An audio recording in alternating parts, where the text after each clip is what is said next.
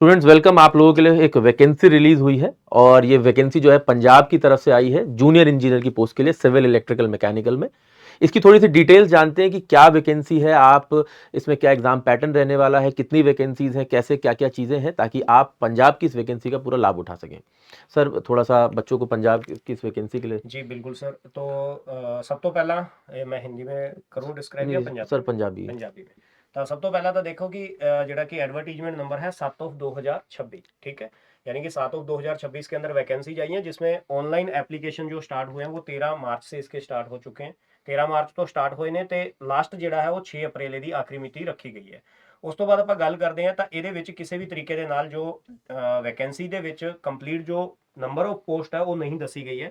But फिर भी इन्होंने क्या है कि 30/9/2026 तक, यानी कि 30 सितंबर 2026 तक जिन्नियां भी वैकेंसी जाणगियां इलैक्ट्रिकल मैकेनिकल और इंजीनियरिंग ਦੇ ਵਿੱਚ ਇਹ ਵਾਲੀਆਂ ਪੋਸਟਾਂ ਦੀ ਜੇਈ ਦੀਆਂ, ਤਾਂ ਉਹ ਸਾਰੀਆਂ ਇਸ ਐਡਵਰਟਾਈਜ਼ਮੈਂਟ ਦੇ ਨਾਲ ਹੀ ਕਵਰ ਕੀਤੀਆਂ ਜਾਣਗੀਆਂ। ਫਿਰ ਆਪਾਂ ਸਭ ਤੋਂ ਪਹਿਲਾਂ ਗੱਲ ਕਰ ਲੈਂਦੇ ਹਾਂ ਇਸ ਦੇ ਵਿੱਚ ਕਿ ਕੁਆਲੀਫਿਕੇਸ਼ਨ ਜਿਹੜੀ ਹੈ ਉਹ ਕੀ ਰੱਖੀ ਗਈ ਹੈ। ਤਾਂ ਸਭ ਤੋਂ ਪਹਿਲਾਂ ਮੈਂ ਤੁਹਾਨੂੰ ਕੁਆਲੀਫਿਕੇਸ਼ਨ ਤੇ ਲੈ ਕੇ ਜਾਊਂਗਾ।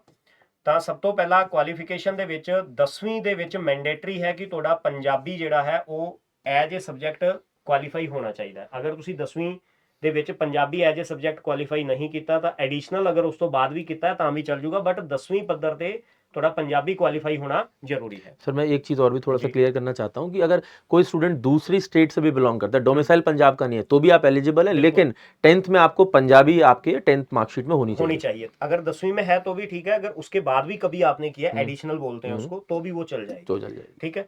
ਤਾਂ ਸਭ ਤੋਂ ਪਹਿਲਾਂ ਜੂਨੀਅਰ ਇੰਜੀਨੀਅਰ ਸਿਵਲ ਦੇ ਵਿੱਚ ਹੈ ਮੇਰੇ ਪਿਆਰੇ ਬੱਚੇ। 3 ਈਅਰ ਦਾ ਡਿਪਲੋਮਾ ਤੁਹਾਨੂੰ ਚਾਹੀਦਾ ਸਿਵਲ ਇੰਜੀਨੀਅਰਿੰਗ ਦਾ, ਠੀਕ ਹੈ। ਉਸ ਤੋਂ ਬਾਅਦ ਇਸ ਦੇ ਇਲਾਵਾ ਜਾਂ ਇਸ ਤੋਂ ਹਾਇਰ ਜਿਹੜੀ ਕੁਆਲੀਫਿਕੇਸ਼ਨ ਹੈ, ਯਾਨੀ ਕਿ ਅਗਰ ਤੁਹਾਡਾ ਡਿਪਲੋਮਾ ਨਹੀਂ ਹੈ, ਤੁਹਾਡੇ ਕੋਲ ਡਿਗਰੀ ਹੈ, ਬੀਟੈਕ ਹੈ, ਐਮਟੈਕ ਹੈ, ਦੈਨ ਵੀ ਤੁਸੀਂ ਐਲੀਜੀਬਲ ਹੋ। ਉਸ ਤੋਂ ਬਾਅਦ ਆ ਜਾਂਦਾ ਜੂਨੀਅਰ ਇੰਜੀਨੀਅਰ ਮੈਕੈਨੀਕਲ ਦੇ ਵਿੱਚ, ਤਾਂ ਇਹਦੇ ਵਿੱਚ ਵੀ 3 ਸਾਲ ਦਾ ਡਿਪਲੋਮਾ ਮੈਕੈਨੀਕਲ ਇੰਜੀਨੀਅਰਿੰਗ ਦਾ ਜਾਂ ਫਿਰ ਇਸ ਤੋਂ ਅੱਪਰ ਕੋਈ ਵੀ ਹਾਇਰ ਬੀਟੈਕ ਐਮਟੈਕ ਤੁਹਾਡੀ ਕੀਤੀ ਹੈ, ਦੈਨ ਵੀ ਤੁਸੀਂ ਐਲੀਜੀਬਲ ਹੋ। ਫਿਰ ਆ ਜਾਂਦਾ ਹੈ ਜੂਨੀਅਰ ਇੰਜੀਨੀਅਰ ਇਲੈਕਟ੍ਰੀਕਲ ਦੇ ਵਿੱਚ, ਤਾਂ ਇਹਦੇ ਵਿੱਚ ਵੀ 3 ਸਾਲ ਦਾ ਡਿਪਲੋਮਾ ਹੈ ਇਲੈਕਟ੍ਰੀਕਲ इंजीनियर का, या ए वाली क्वालिफिकेशन या इस तो ऊपर की कोई भी थोड़े कोल क्वालिफिकेशन है, देन तुसी एलिजिबल हो। ठीक है सर। जी। तो ये हो गया। उसके बाद में अपने पास आ जाता है सर कि ਆਪਾਂ ਅਗਰ ਸੈਲਰੀ ਦੀ ਗੱਲ ਕਰਦੇ ਹਾਂ, ਲੈਵਲ 6 ਦੇ ਵਿੱਚ ਹੈ 35,400 ਰੁਪਏ ਤੋਂ ਸੈਲਰੀ ਜਿਹੜੀ ਹੈ ਉਹ ਤੁਹਾਡੀ ਪਰ ਮੰਥ ਸਟਾਰਟ ਹੁੰਦੀ ਹੈ। ਇਹਦੇ ਵਿੱਚ ਅਗਰ ਏਜ ਕ੍ਰਾਈਟੇਰੀਆ ਦੀ ਗੱਲ ਕਰਦਾ ਹੈ ਤਾਂ 1/1/2026 यानी कि 1 जनवरी 2026 तक मिनिमम ਤੁਹਾਡੀ ਏਜ 18 ਸਾਲ ਔਰ ਮੈਕਸਿਮਮ ਜੋ ਹੈ ਉਹ 37 ਸਾਲ ਹੋਣੀ ਚਾਹੀਦੀ ਹੈ। ਬਟ ਅਗਰ ਤੁਸੀਂ ਰਿਜ਼ਰਵੇਸ਼ਨ ਕੈਟੇਗਰੀ ਤੋਂ ਬਿਲੋਂਗ ਕਰਦੇ ਹੋ, ਲਾਈਕ SC ST ਤੋਂ ਬਿਲੋਂਗ ਕਰਦੇ ਹੋ, ਤਾਂ ਫਿਰ ਤੁਸੀਂ 42 ਸਾਲ ਤੱਕ ਦੀ ਯਾਨੀ 42 ਈਅਰ ਦੀ ਏਜ ਤੱਕ ਇਸ ਨੂੰ ਫਾਰਮ ਨੂੰ ਅਪਲਾਈ ਕਰ ਸਕਦੇ ਹੋ। ਠੀਕ ਹੈ। ਔਰ ਅਗਰ ਤੁਸੀਂ ਕਿਸੇ ਵੀ ਸੈਂਟਰ ਗਵਰਨਮੈਂਟ ਦੇ ਜਾਂ ਸਟੇਟ ਗਵਰਨਮੈਂਟ ਦੇ EMPLOYE ਹੋ ਤਾਂ ਤੁਹਾਡੇ ਏਜ ਦੇ ਵਿੱਚ ਹੋਰ ਛੂਟ ਦਿੱਤੀ ਗਈ ਹੈ, ਜੋ ਕਿ ਮੈਕਸਿਮਮ 45 ਸਾਲ ਤੱਕ ਰੱਖੀ ਗਈ ਹੈ।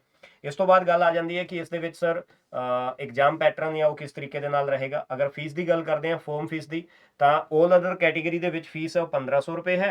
SC BC कैटेगरी है उसके 750 रुपए और एक्स सर्विसमैन EWS वास्ते या फिर ਜਿਹੜੇ ਪਰਸਨ ਵਿਦ ਡਿਸਐਬਿਲਿਟੀਜ਼ ਹੈਗੇ ਆ ਉਹਨਾਂ ਦੇ ਵਾਸਤੇ 500 रुपए फीस ਜਿਹੜੀ ਆ ਉਹ ਰੱਖੀ ਗਈ ਹੈ।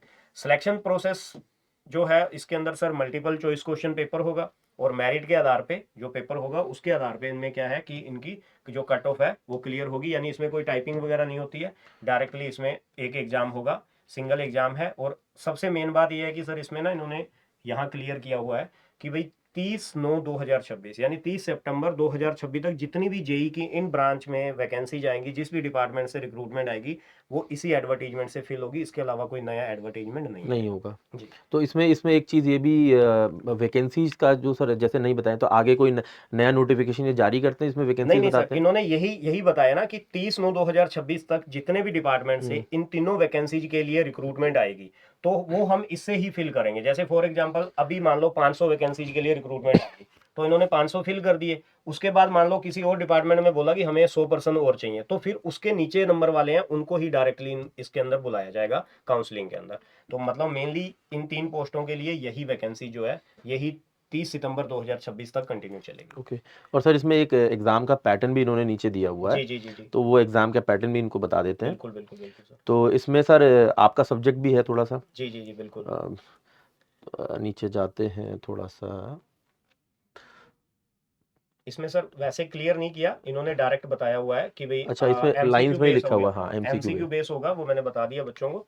तो उसमें सर इसमें ऐसा होता है कि 70-30 को रेशो होता है कि 30 या 20 नंबर तक तो मैथ, रीजनिंग, जीके, जीएस और ये आता है, और बाकी जो 60 या 70% है वो इनके सब्जेक्ट का पेपर आता है। जैसे इसमें मैंने पढ़ा था, मतलब इसको इंग्लिश में ट्रांसलेट करके, क्योंकि हम्म। पंजाबी मुझे नहीं आती है, हम्म। तो इसमें 120 सवाल दिए गए हैं। हाँ। 80 सवाल टेक्निकल के हैं, और 40 सवाल 40 जो है वो पंजाबी और मैथ, एप्टीट्यूड, रीजनिंग, हाँ जीके, जीएस, करंट हाँ अफेयर और इनके होंगे। इनके ठीक है, तो होंगे। 80-40 का वो उस तरीके से हाँ हो गया। ठीक है, तो 80 क्वेश्चन है वो आपके भाई जो आपका सब्जेक्ट है, जो भी इलेक्ट्रिकल, मैकेनिकल या उसके अंदर है, तो उसमें से आ जाएगा, सिविल में से। और बाकी जो 40 नंबर है तो वो आपका रहेगा math, reasoning, GK, GS, computer, Punjabi और इंग्लिश। तो ये चीजें मिला के 40 नंबर, और बाकी 80 नंबर का आपका सब्जेक्टिव रहने वाला है। बाकी आपको और भी कोई डाउट होता है, वीडियो के नीचे कमेंट कर सकते हो। स्क्रीन पर आपको ये हेल्पलाइन नंबर दिया हुआ है 9821319752, आप इस पर कॉल करके भी अपनी प्रॉब्लम्स को रिजॉल्व कर सकते हैं।